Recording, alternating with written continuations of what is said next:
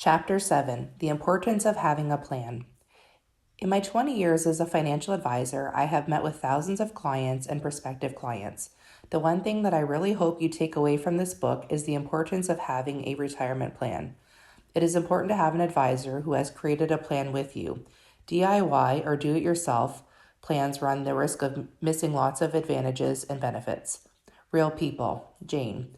I had a meeting with Jane a few weeks ago. I have known Jane's husband for a number of years, and he knows I am a financial advisor.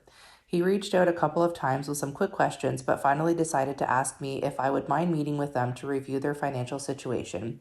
They decided they needed to make sure they were on track. They gave me a few details ahead of our appointment, so I was able to prepare. When I met with them, I asked what Jane's take-home pay was. It averaged $1,800 biweekly. She had just turned 65. I prepared a mock tax return for her. I showed her what things would look like if she were to retire and take her defined benefit pension amount of $3,120 per month. I told her her full Canada pension amount, what that would be. Plus, because she is 65 and was born and raised in Canada, she is eligible for full old age security or OAS. Therefore, I added that income as well. I explained that in Canada, there is no tax on the first $15,000 of income anyone makes. She is eligible for the age amount because she is 65. However, because her income is over $39,826, that means that she gets a portion of the $8,396 age amount, which in Jane's case is $4,615. It got better. I also explained because she would be receiving pension income, she is eligible for a $2,000 pension credit. I explained that Jane could make $21,615 before she had to pay any tax. I added up the defined benefit payment she could receive from her pension, her Canada pension, and her old age security, and plugged that total into a tax return. We calculated that what her biweekly amount would be in retirement. I used a biweekly amount because that is how she was used to being paid all those years. The shocker? She was essentially working for $22 biweekly, so we'll call it $44 a month. There was about 2 minutes of pure silence with Jane just staring at me with her mouth wide open. The look on her face clearly said, "What the beep?" What she actually said was, "No way." So I explained it to her again and said, "I think you can retire now. You don't have to continue working. My guess is based on your proximity of your house to your job, you very likely spend more than $44 per month on gas, not to mention the fact that you told me how incredibly stressful your job is. With these numbers, you can retire." I'm not sure if you remember an old commercial where a guy walking around off balance is told he should have had his vegetables. Then he gets bonked in the head with a V8 bottle. It was one of those, holy cow, what am I doing moments for Jane. Jane has had the same financial advisor for almost 20 years at the same institution, and the advisor is also a friend. By the time our meeting was done, Jane was asking me, "How do I transfer my investments to you to manage?" She could not believe she was 65, still going to work, stressing, trying to figure out if she could potentially retire in 2 years. And here I am showing her by the numbers that she was working for $11 per week. From just a money standpoint, it was obviously a no-brainer. I said, "Hey, I'm pretty sure I'm going to leave here and you guys are going to be swinging from the chandelier. Let this settle in. I know it's a lot of information to take in, and if you want to meet again in a week or so to go through this again, I'm more than happy to do that. I can clearly articulate it on paper at that time for you, but right now, just let it sink in." Fast forward a couple of months, Jane is now happily retired, enjoying spending time with her grandkids. She gave her company time to replace her because she was a diligent, valuable employee, a wonderful lady who wanted to make sure everything was covered before she left her job. No doubt about it, Jane is absolutely ecstatic that she is now retired. This story emphasizes why it is important to have a plan. Can you imagine? Jane and so many like her would potentially have gone to work for an extra 2+ years simply because her advisor at the bank couldn't run the same retirement plan numbers that I could. Real people. Bert. The next story I would like to share with you is about a gentleman whom I will call Bert. Bert and his wife found me online. The funny thing is that I looked up Bert's wife, Ella, on Facebook, and it turned out Ella and I have about 10 friends in common, and most of them are all my clients. Another funny thing is that we probably would have connected if she had asked someone for a referral, but she actually found me online looking for a financial advisor. At the time of writing this book, I had about 170 positive Google reviews. Hopefully by the time this book is published, there will be more. If they always bring clients like Ella and Bert to me, I will be happy. Ella expressed that Bert had several health issues, including diabetes, and part of his foot had been amputated. Ella was really hoping Bert could retire soon and enjoy their life together, as he has a fairly stressful job. When they called to book the appointment, my assistant asked them to bring in a copy of their tax returns and investment statements. I did a mock tax return for the following year to show Bert that if he retired from being a civil servant, what his defined benefit pension plan would pay. He was also just a couple of months away from being eligible for a full Canada pension. Because he was born and raised in Canada and is turning 65 in a few months, he would also be eligible for full OAS, or old age security.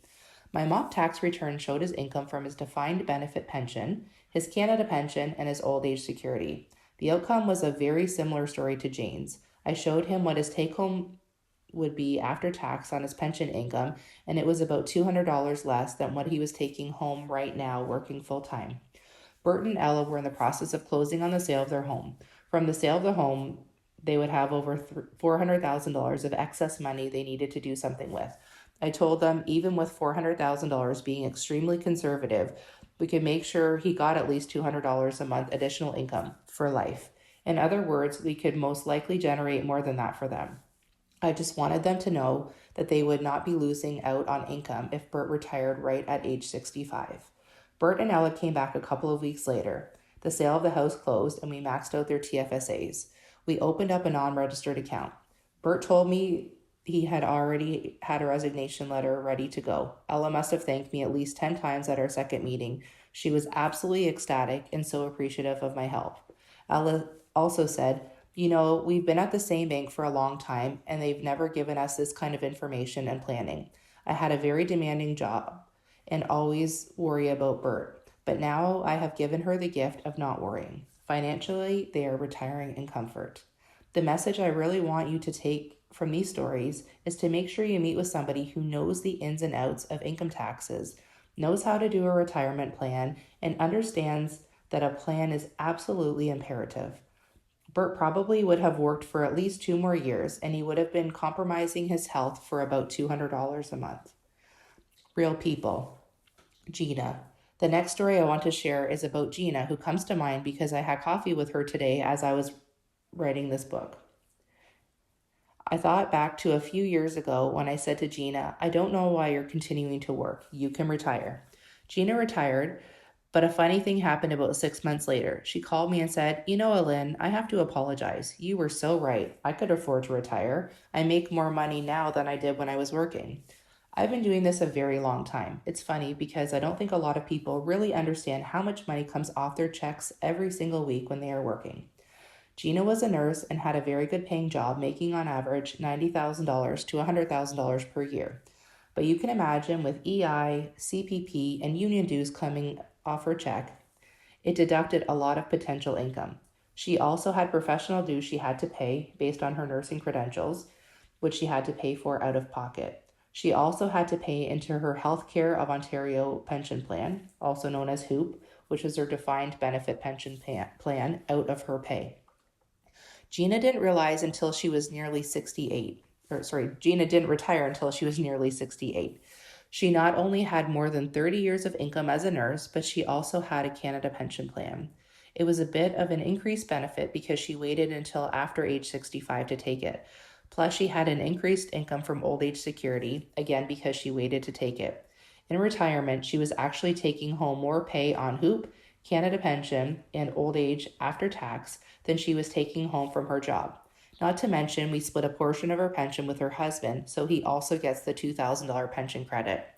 Gina said, "Oh, Ellen, I retired. I trusted you. I didn't really believe it until I saw it, that I'm making more money now that I am retired than I was when I was actually working." It's funny how we are wired. We can't fathom the idea of making more money in retirement than working. It's crazy how much money comes out of your check every single week when you're working. Because the money is gone without you ever touching it, you don't realize that when retired, there's not usually a huge disparity. It goes back to looking at what the basic limit is in Canada. If you're 65 or older, you're eligible for the age credit and the pension credit. Obviously, this differs from sector to sector, but I have a number of clients who are in the nursing field, civil servants such as police officers who work for the city of Windsor where I live, and many teachers, all eligible for good pensions. When you're eligible for a good pension, you don't necessarily realize how many deductions are coming out of your pay during your working life. Knowing this and how to crunch those numbers is really what sets the planning that I do apart from what other advisors do. You simply cannot do it yourself with the same accuracy. At least this is my observation after nearly 20 years in the field. Taking a look at what you are going to take home is really the pivotal calculation. Looking at your retirement take-home income, you will realize you can feel comfortable pulling the trigger and retiring. I've run the numbers for thousands of clients to show them the clarity how they can comfortably retire. Come and see me. I'll run the numbers for you.